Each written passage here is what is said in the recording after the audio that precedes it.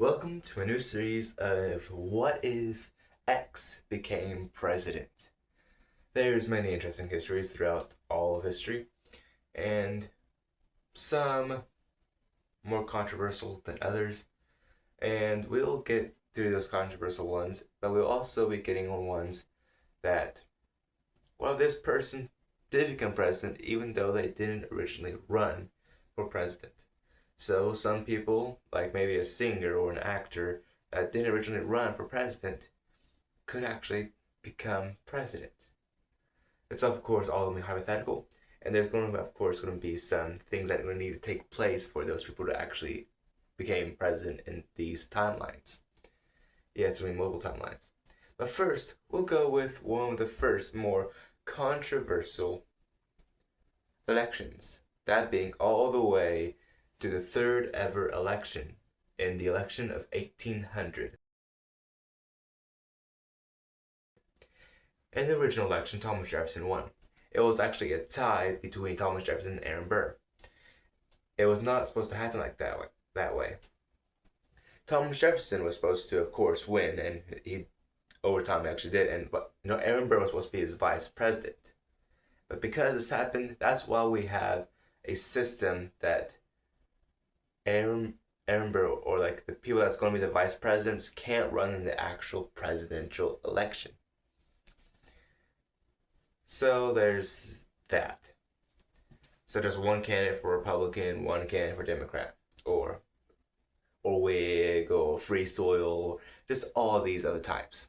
Now, enough with the ranting. Let's go to episode 1. What if Aaron Burr became president? We begin the election in the 1800s, like in real history. Thomas Jefferson and Aaron Burr tie in the Electoral College. But this time, instead of the Federalists supporting Thomas Jefferson, they bring their votes all the way to Aaron Burr, which gives him the win for this time period. Timeline, I guess you can say. So Burr becomes president, 1801. Burr was far less ideological than Thomas Jefferson. He was more of a pragmatic political operator, which means his presidency likely would have looked like a more centrist administration, a far less political purity. Burr wasn't strongly Republican, like Jefferson was, nor a strong Federalist like Alexander Hamilton. He probably would have blended the policies together. Some Federalists leaning financial stability, and some Republican leaning in anti-elitism. A smoother relationship with both parties in the first place. Because as shown in the Hamilton musical, he is more on the fence on most subjects. Jefferson had strong beliefs. He had states' rights and agrarianism. I can't really say the words. It's very interesting. I am not good in my own language, if you couldn't tell. But Aaron Burr was more flexible. Like I said, he was mostly on the fence on stuff. He would lean back and forth. That would change everything in the long term. Now, Aaron Burr was famous for the Burr conspiracy of getting some land all the way, I think it was somewhere in Africa.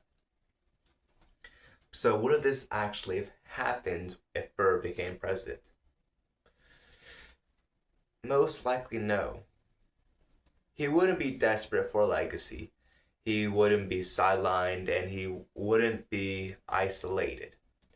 But probably a modified, smaller version could have occurred.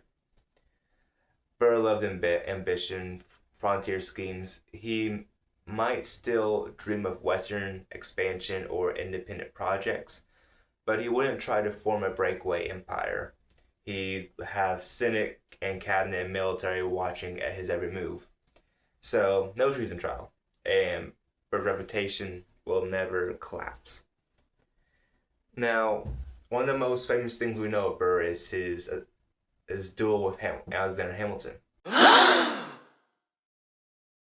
Because of his presidency, there's a high chance that would not have happened. Most likely, absolutely not. Burr wasn't on the presidential ticket. He was losing political influence in the actual history, and Hamilton's insulted him repeatedly. And if Burr actually was president, the political insults would be toned down because, of course, he's the president now. And Burr wouldn't be desperate for honor. Federalists would discourage a conflict, so it would most likely, if duel happened, Hamilton would have been more ridiculed than Aaron Burr, the sitting president. And Hamilton likely would have survived and became a more major figure. Now, would the Louisiana Purchase still happen? This is what happened during Thomas Jefferson's presidency. And surprisingly, yeah. Napoleon was still very adamant about getting rid of land. He needed money. So he would have probably gave Aaron Burr the Louisiana Purchase, but Burr would probably negotiate a bit harder, and there's a higher chance that James Monroe would not have been the candidate that Aaron Burr would have sent out. But who knows? He might pay less than Jefferson did. In actual history, it would have been 4 cents an acre, but that would have been a kite. And today's standards, 4 cents is way more than now. Things get expensive. Inflation. I'm just kidding. So he might push for even more land instead of just the Louisiana Purchase specifically. He might use the new territory to create Western political allies. Overall, America still doubles in size. Now, how many terms would Aaron Burr serve? Like we said earlier, Aaron Burr was more of he liked getting his hands into lots of politics. He had ambition, if I put it that way. He would do pretty much anything to get his name out there. Even, in the real history, caused the Burr Rebellion. So I would actually predict that if he won a first term, he's probably going to win a second term. Based on his ideals. His interest position would keep both sides from attacking him too early. The country would avoid major scandals, because the scandals occurred when Aaron Burr was not president, not when he is president. Plus, everybody's watching him now. He'd be too politically skilled to get pushed out. Believe it or not, Aaron Burr was a good compromiser, probably even not better, but close to Henry Clay, which is considered the great compromiser. We'll actually get to him in a different video. But, however, he wouldn't cause a strong political movement as Jefferson did. And after the 2 terms, he might retire, support a successor, and try to control politics from behind the scenes. Now, so how would history change overall? Hamilton lived longer. Probably the U.S. finance would be better. Hamilton might have been able to live to help Andrew Jackson with his financial plan, because Andrew Jackson actually, he wasn't the best president in United States history due to the Trail of Tears, but he was a very good financial advisor. He's the last president to have America out of debt. Thank you, Marvin Van Buren. There would probably have been no Democratic Republican empire. The Jefferson, Madison, Monroe, or the 24-year dynasty would have happened. More balanced parties, more compromises, slower rise of Southern policies, political dominance. And the early U.S. becomes more centrist, which I wish the U.S. was right now. There's either left or right. Why don't we just take the good sides of each side? Okay. There'll be no treason trial. Slavery issue gets addressed later. And to summarize all it up, 1801 to 1809, Aaron Burr is president. 1803, the Louisiana Purchase is negotiated, but a little bit differently. 1804, no duel. Hamilton survives.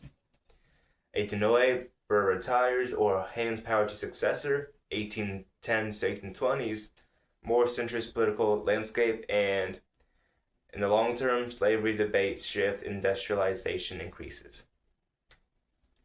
Now, comment, who do you think would be a good next president?